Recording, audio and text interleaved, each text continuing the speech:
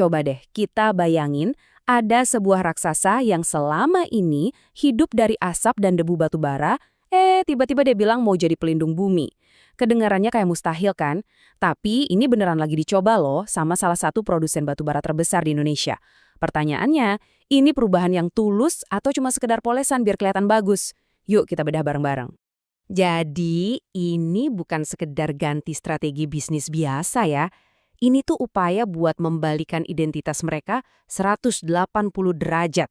Dari yang tadinya dikenal sebagai produsen energi fosil, sekarang mau jadi pionir energi bersih. Ini lompatan yang luar biasa besar, dan pertaruhannya juga nggak main-main. Oke, ini dia agenda kita. Pertama, kita bakal lihat dilema yang mereka hadapi. Lalu, kita masuk ke strategi transformasinya, aksi nyata di lapangan. Nggak lupa kita lihat juga analisis kritisnya. Sampai akhirnya kita bicara soal gambaran besar masa depan industri energi. Nah, sebelum kita jauh melangkah, kita perlu paham dulu akar masalahnya. Kenapa sih sebuah perusahaan yang udah sukses banget di bisnis batu bara, kok tiba-tiba ngerasa harus berubah? Jawabannya itu ada pada biaya yang seringkali nggak kelihatan, yaitu biaya lingkungan. Dan inilah dia pemain utamanya, PT Alam Tree Resources. Sejak 2004, mereka ini salah satu pemasok utama batu bara di Indonesia. Tapi sekarang, kapal super besar ini lagi mencoba buat belok tajam ke arah yang sama sekali baru. Dan inilah bisa dibilang dosa asal dari industri batu bara. Setiap ton batu bara yang digali dan dibakar itu pasti ninggalin jejak. Mulai dari emisi yang bikin planet kita makin panas, polusi udara, air yang tercemar, sampai lanskap alam yang rusak. Ini tuh udah bukan lagi sekedar efek samping, tapi udah jadi tekanan global yang memaksa mereka untuk, mau nggak mau harus berubah. Jadi, gimana cara mereka menjawab semua tantangan ini? Oke, sekarang mari kita coba intip ruang strategi mereka dan kita lihat peta jalan mereka menuju era yang lebih hijau. Nah, ini dia angka kuncinya, 50%. Di tahun 2030 nanti, perusahaan ini mentargetkan setengah dari pendapatan mereka itu datang dari sumber selain batu bara. Ini bukan janji manis doang loh, ini target bisnis yang sangat konkret yang bakal jadi penentu berhasil atau gagalnya transformasi mereka. Terus gimana caranya mencapai target itu? Dengan sebuah manuver korporat yang cukup drastis, namanya spin-off. Gampangnya gini deh, mereka itu bakal melepaskan bisnis batu baranya jadi perusahaan yang terpisah. Tujuannya apa? Supaya perusahaan induknya bisa fokus 100% mengembangkan energi terbarukan dan mineral hijau tanpa terbebani lagi sama bisnis lamanya. Dan rencana ini bukan cuma wacana di atas kertas. Mereka punya lini masa yang sangat jelas.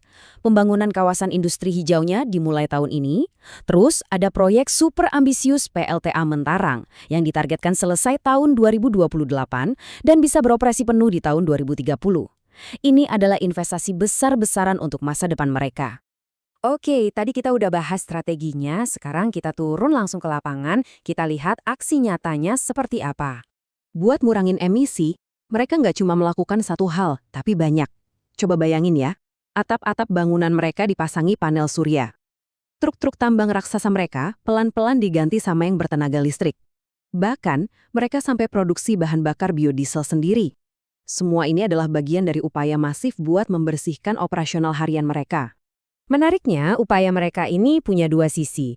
Di satu sisi, mereka mengurangi emisi dengan teknologi baru. Di sisi lain, mereka juga berusaha menyembuhkan luka lama dengan merehabilitasi lahan-lahan bekas tambang. Jadi, dengan menanam kembali tanaman lokal, mereka nggak cuma memulihkan ekosistem, tapi juga melibatkan masyarakat sekitar. Tapi, apakah semua ini nggak terdengar terlalu indah untuk jadi kenyataan? Tentu saja, ada tantangan dan pertanyaan-pertanyaan tajam yang harus kita ajukan. Sekarang, mari kita pakai kacamata kritis kita sejenak. Nah, ini dia pertanyaan intinya. Apakah jalan menuju hijau ini benar-benar semulus itu? Atau jangan-jangan ada resiko tersembunyi di baliknya? Para analis menyoroti 3 kekhawatiran utama. Pertama, soal ketergantungan. Faktanya, mereka masih butuh banget uang dari batu bara buat mendanai semua transisi ini. Kedua, resiko greenwashing. Apakah spin-off ini cuma cara buat membuang bisnis kotornya, biar induknya kelihatan bersih, padahal bisnis batu baranya masih jalan terus? Dan yang terakhir, prosesnya sendiri diakui sangat lambat dan super kompleks. Jadi, apa artinya semua ini? Kita sebenarnya sedang menyaksikan sebuah perusahaan raksasa yang lagi berdiri di persimpangan jalan. Keputusan yang mereka ambil sekarang itu nggak cuma menentukan nasib mereka sendiri, tapi bisa jadi cetak biru untuk masa depan industri energi secara keseluruhan. Kutipan ini benar-benar menangkap esensi dilema mereka dengan sempurna. Perjalanan dari produsen batu bara menjadi pionir bisnis hijau ini adalah sebuah eksperimen raksasa. Kalau berhasil, ini bisa jadi bukti bahwa transisi energi itu mungkin dilakukan. Tapi kalau gagal, ini akan jadi pelajaran yang sangat berharga bagi kita semua. Dan kita akhiri pembahasan kali ini dengan satu pertanyaan besar untuk kita renungkan bersama. Mungkinkah sebuah industri yang dari sananya dibangun di atas penggalian sumber daya alam benar-benar bisa berubah menjadi hijau seutuhnya? Jawaban dari pertanyaan ini mungkin akan menentukan planet seperti apa yang akan kita tinggali nanti.